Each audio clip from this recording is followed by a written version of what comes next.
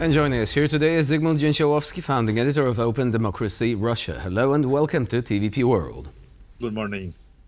So the espionage charges. Now, according to the Russians, Evan Gershkovich was supposedly gathering information concerning tank manufacturing. Now, this doesn't seem to hold water, even at first sight. Gershkovich was arrested in Yekaterinburg, the tank manufacturing site, I believe, which the Russians are alluding to, is the Ural Vagon Zavod manufacturing site in Nizhny Tagil. That's over 100 kilometers away from Yekaterinburg.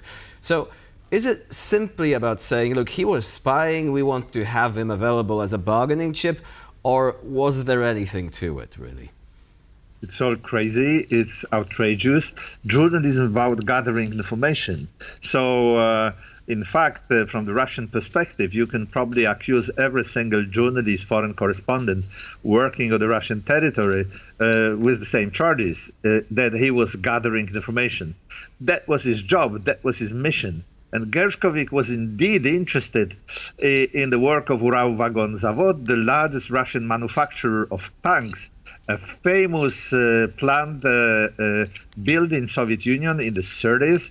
And in fact, it is the largest tank manufacturer in the world. Now it employs 30,000 people. And of course, when the war broke out in 2022, it was obvious for correspondents to find out, to gather information, how Russia is organizing its military supplies. And Ural Vagon Zavod, part of large military corporation Rostec, was a natural target. So these are trumped-up charges, and this is outrageous. This is attack at free press, at freedom of press. From my perspective, after working as a journalist for a number of years, also in Soviet Union and Russia, it's really, really outrageous. And now, how do you feel like, now of course international community has responded to these allegations and what now Russia has been doing recently, especially when it comes to censorship. Do you think that now the international community's response is accurate, what is happening? Do you think that perhaps something should be done more about this? Well, our possibilities are limited, and I think Russian international community, especially as media community, American media community, his friends. Gershkovich was very popular among young generation of American journalists. He was student at Harvard. He used to work at New York Times and Agence France-Presse, and only lately he changed to Wall Street Journal. He was really popular, and he was an ideal candidate to become a correspondent in Russia. He had a Russian mother who emigrated to the United States. He spoke fluent Russian. He was simply very good journalist at the peak of his 32 years old. I mean, this is ideal. This is not like American correspondents in times of Cold War, living isolated life on the correspondence compound in Moscow, and whose connection to the Russian, to the Soviet public was really limited. This is different now. So Gershkovich friends' reaction, Wall Street Journal demonstrated that he has not forgotten him. Every once in a while they issued statements and they condemned the Russian government and confirmed Gershkovich was not a spy. The same for the White House, but everything else is for the diplomacy behind the closed doors. You mentioned this hostage diplomacy. There is a tradition of hostage diplomacy between Soviet Union and the United States going back for a number of years, and I would just remember these two very famous cases when American pilot Powers was shot down flying over the Soviet territory, and he was exchanged in the early 60s for the Soviet spy Rudolf Abel, who was involved in stealing American nuclear secrets.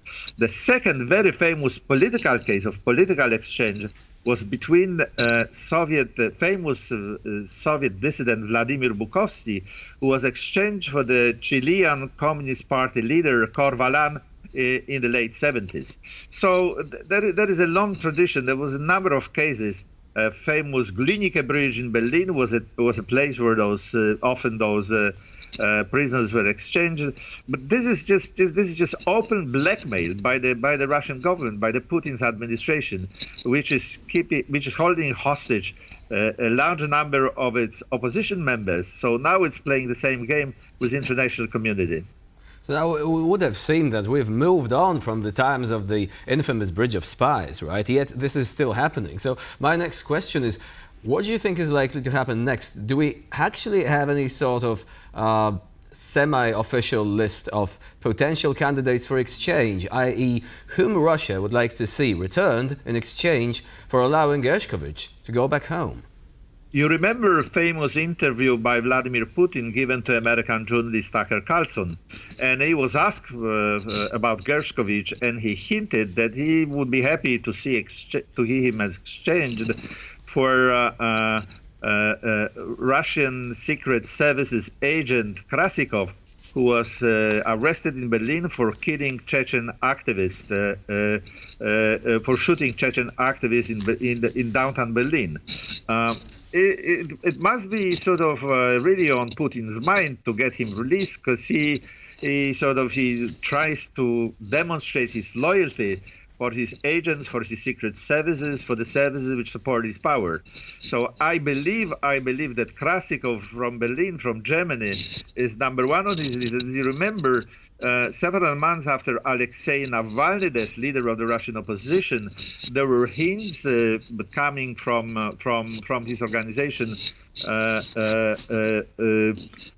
foundation, anti-corruption foundation, that there were discussions, there were negotiations about getting Navalny exchanged possibly for Krasikov, but that would involve German government, and German government would have to release a murderer whose guilt was proved.